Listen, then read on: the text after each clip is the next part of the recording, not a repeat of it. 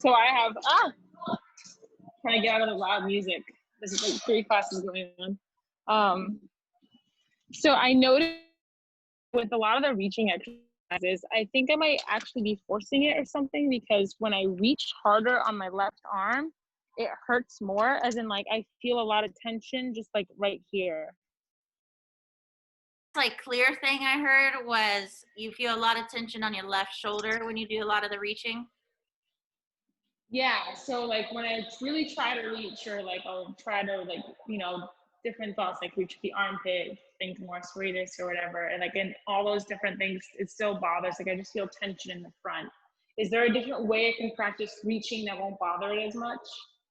Yeah, you can try putting like 2 pillows behind your head and really changing that. That can be something you try. And then also just finding different positions. Like maybe supine's not that great, but side lying is.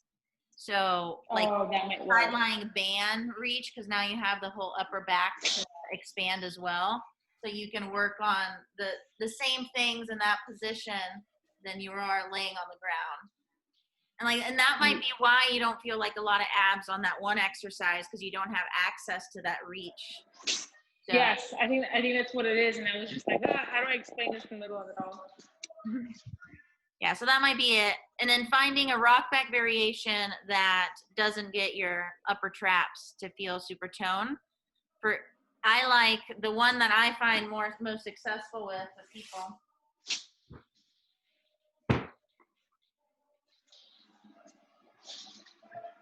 This one.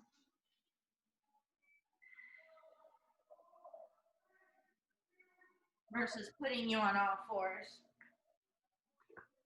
Have you ever done that one before? I have, and I like that one and just the regular rock back. Those two seem to be fine. I don't really feel much trap at all. It's just like this weird like delt lighting up. It's very stubborn. So then maybe add some load to the rock back. Oh, okay. Either with a band around your elbows, that could also work, or doing like a rock back plank, because you're flexible enough. And it's have you seen that one? Mm-mm. Where you put your elbows on like 2 or 3 Eric's pads, and then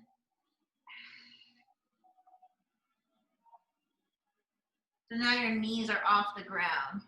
So you're using your elbows to basically like pick your knees off the ground and hold it. Okay. I'll experiment with those and the sideline. Cool. Yeah, let me know. Let me know if that helps. Thank you. Any other questions? Yes, Urmish. Yeah, so in the start, when you were doing the glute bridge, when you just when the legs were on the chair, and when just tucking the tailbone in, and as you said, that way we won't just lift the hip up, but you will feel it on the hamstring. So I didn't quite understand it properly. So if you can just make me understand that. Like, what did I mean by not picking up the hips? Yeah. So what I mean by that is most people, when they do this, they usually just pick up the hips. And I want people to roll, and that's how the hips end up coming up, because you just continue to roll, continue to roll, continue to roll, and that's how you come up, versus picking them up. And I will do the same thing on a glute bridge. I'll say the same thing. It's like, I want you to roll, roll, roll, continue to roll, and that's how your hips are coming up, versus you're on the ground and just picking them up. So the roll. But yeah, but so won't you feel hamstring in both of them? Like, what's the cue? What's the difference in you tucking the tailbone in? Like, is it just about the core? Like, you're feeling the abs? Yeah, you'll feel hamstrings on both. Or did you mean like when I took you off the 90-90 and put you on the ground? So no, in both of them. In both of them, I felt it very nicely. But when you took me off the 90-90, when the legs were on the ground, at that time I was feeling quite a bit on the quads too. Quads, So yeah. yeah, like while I was stuck in the Yeah, and then you'll feel that's yeah, normal that's how because it goes, right? the knee is bent in that position. So you'll definitely feel if you're Okay, strong okay, and have okay. tight quads, you'll have your basic kind of like the half kneeling when you're here and tucking your hips and feeling the stretch. That's what you're feeling with the feet on the ground. Yeah, exactly. Same thing. Okay, cool. Did Yeah, that's you about say it. something else? You cut out. No, that's about it. Okay. Thank you. Like that's exactly how I feel it. As you said, when I tuck the hip in, I feel a stretch on the quads too. So yeah. Yeah, and then I love to use that as an assessment of see how tight it feels like today. And then 3 weeks from now, you'll start noticing, or I would ask you, like, hey, how is that tightness? And hopefully we start to see less and less just because you're getting more motion. So those little things are like the things that you should point out with your clients. Like, gosh, I just feel it so much in my quads. I don't feel my glutes. I don't feel my hamstrings. And then, yeah, that's not ideal, but you can always use it as an assessment. Like, yeah, it's normal. Most people are tight there. You'll start noticing a difference. And then weeks, months later, you can point out the progress because usually there is progress. What about you, Mark? We got a question? Okay. Thank Yes. you. When you're reaching, Mm-hmm. we want to, I guess, the idea here is we don't want to round the back to reach, right? We still want to stay like relatively like kind of stacked here, tall, but we want to feel the shoulder blade like coming forward Mm-hmm. without this coming on. Yes. And then as far as how far to go, is it kind of just like how far you can go, keeping things mostly square, even if there's like a bit of rotation? Yeah, and Depending what activity we're doing? depending on the activity, and then like things like the alternating reach where like rotate your trunk, like those, my rules kind of go away a little bit and just like get up there however you want, whatever feels good. Okay. But then someone like Ashley, she won't be able to reach anymore before she starts to shrug. Got you. So any of those checkpoints, you've probably hit the limit of how much they can reach. They can't reach anymore, so now they have to start hunching over, or they can't reach anymore and now they have to start shrugging. Or Okay. the other one that you'll see is they can't reach anymore and they start to like migrate forward because they can't shift back. So everybody will be a little different. So when you notice those checkpoints kind of start hitting, that's when you want to stop it. Okay. Okay, cool.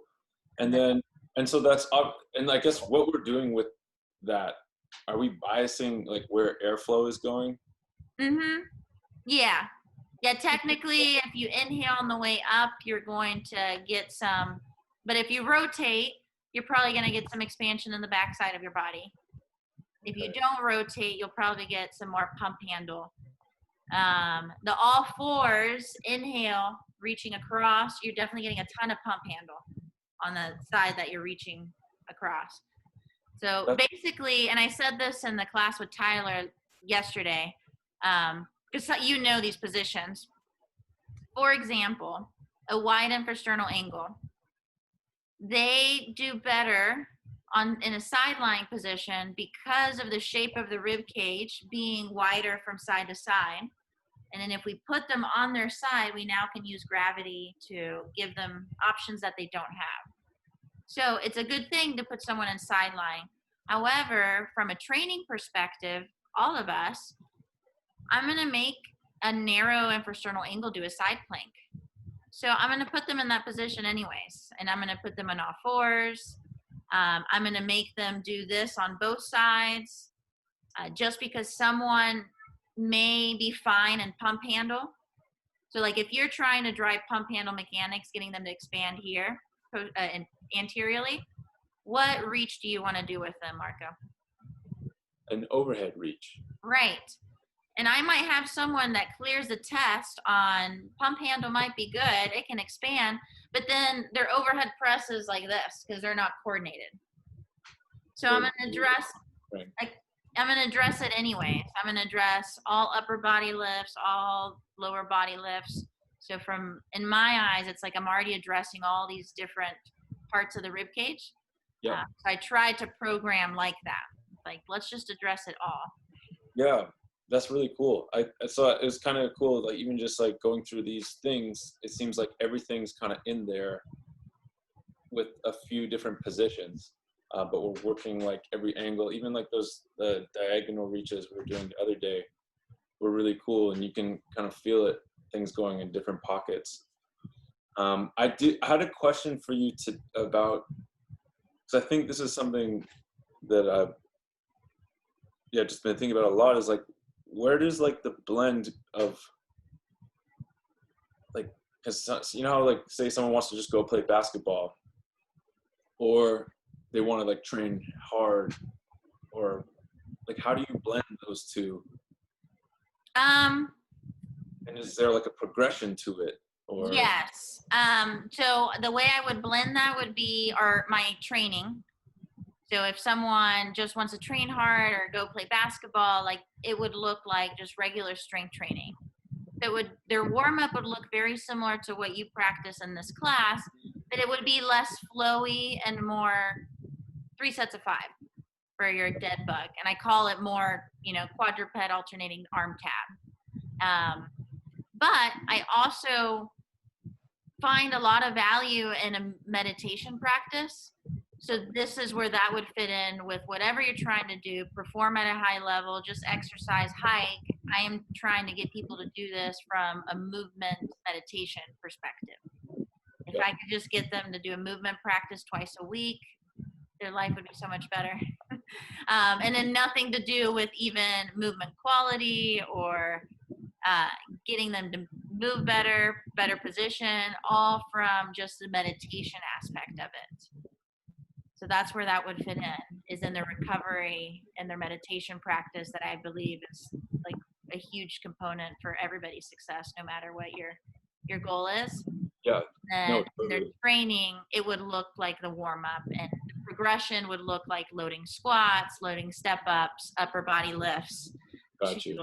To kind of meet the task, which is the goal, and the position that you're trying to establish. Got you. Because could you say it's like people have certain ways of like moving their body that may or may not be like compensatory, and what we're doing with this work is we're teaching the body how to move a little bit with less compensation? Yeah, you could say that. No, like you could totally say that, but just like the idea of compensation gets a bad rap, even if you're explaining it to another trainer. So what I've learned to say is we're just giving people more movement options. Gotcha. And then the more options that you have to move in, the less program restrictions you'll have. And then you can do all the upper body lifts, all the split squats, all the squats, overhead. No, I don't do overhead squats, but offset squat, landmine squat, goblet squat, Zercher squat, safety bar squat. Like you'll be able to do all of them because you just are competent and you're coordinated. And that's what I've been telling you. You're getting coordinated with your body. And I think that's where the game is, being able to coordinate your body and have movement options.